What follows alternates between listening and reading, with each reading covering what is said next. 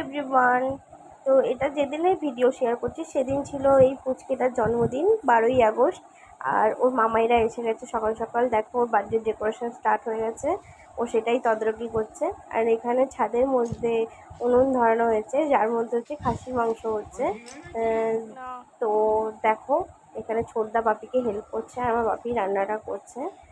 আর চলো, নিচে তো আরও রান্নাবান্না হচ্ছে, ছাদে মাংসটা হচ্ছে, তাই ভাবলাম একটু তোমাদের সাথে শেয়ার করে দিই। আর তারপর সমস্ত রান্নাবান্না হয়ে যেতে এখানে কিন্তু আশীর্বাদের জন্য ওকে রেডি করিয়ে বসানো হয়ে গেছে। এখানে ফার্স্টেই বাপি আশীর্বাদ করছে ওকে,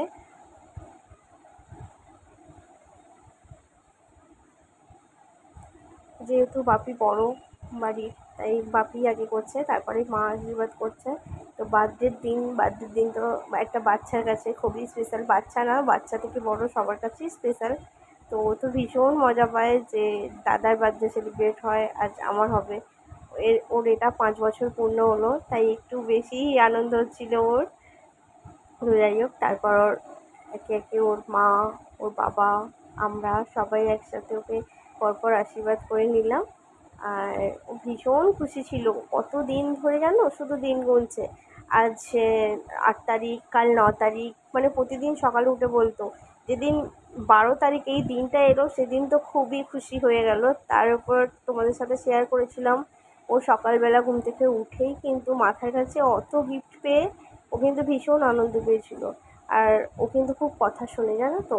ওকে আমি আগের দিন রাতে, মানে 12 তারিখ 11 তারিখ রাত্রে ওকে আমি বলেছিলাম যে পরের দিন সকালে আমি ঘুম থেকে উঠলে তারপরে কিন্তু তুই গিফট খুলবি।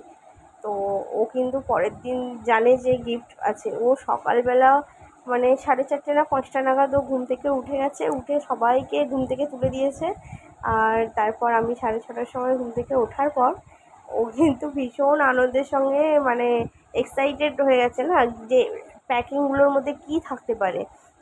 তো যাই হোক, দেখো এখানে আমি আশীর্বাদ করে নিলাম, এরপর ওরা এক যে ওকে আশীর্বাদ করছে। তো আশীর্বাদ পর্ব শেষ হলে তারপর কেক কাটিং, তারপর হচ্ছে ওকে খাবার দাবার ধরে দেওয়া হবে। যেহেতু 5 বছর ওকে সেই জন্য রান্নাবান্না করে দেওয়া হয়েছে আর কি বছর। আর সকালবেলাও গিফট খুলে ভীষণ খুশি, ভিডিও স্টার্ট করতেও তবে গিফট খুলতে বসেছিল সব গিফট নিয়ে। আর দেখো এই যে তারপরেই কেক কাটিংয়ের পর্ব। ভেবেছিলাম কেক কাটিংটা সন্ধেবেলা হবে, কিন্তু তারপরে ভাবলাম যে সবাই আছে যখন কেক কাটিংটা এবেলাই করে নেওয়া যাক। তো সব ভাই বোনেরা দেখো দাঁড়িয়ে পড়েছে কেক কাটিংয়ের জন্য, তার জন্য তো একটু ছবি তুলতেই হবে তাই না। আর এই কেকটা বেসিক্যালি ওই পছন্দ করেছে। তো আর তারপর কেক কাটিংয়ের পর এখানে দেখো এদিকে আমি ওর ভাতের থালাটা রেডি করে দিচ্ছে। আর রেডি হয়ে গেলে সমস্ত কিছু রেডি করে দিয়েছি, যেহেতু প্রথম খাবারটা ওর জন্য তুলে রাখতে হয় তাই আগে রেডি করে নিয়েছি। তারপর এবার ওকে হচ্ছে ধরে দেওয়া হবে খাবারটা ওপরে গিয়ে। আমি ঠিকঠাক করে নিলাম আর নিলাম। আর ওর মা রান্নাবান্না করেছে, আমায় বললো একটু ঠিকঠাক করে দিতে, আর দিতে আমি করে দিয়েছি। তো চলো, আর এরপর দেখো ওর শুধু এক্সপ্রেশানটা তোমরা দেখতে থাকো। মানে ও শুধু ভাবছে যে কখন খাবো। মানে যেহেতু ওর শরীরটা একটু খারাপ ছিল তাই না, ও কিছুদিন ধরে একটু খাবারটা সামলে কন্ট্রোল করে নিজেকে খেয়েছে, যাতে ওকে বলা হয়েছিল যাতে বার্থডের দিন তুই বেশি করে খেতে পারিস।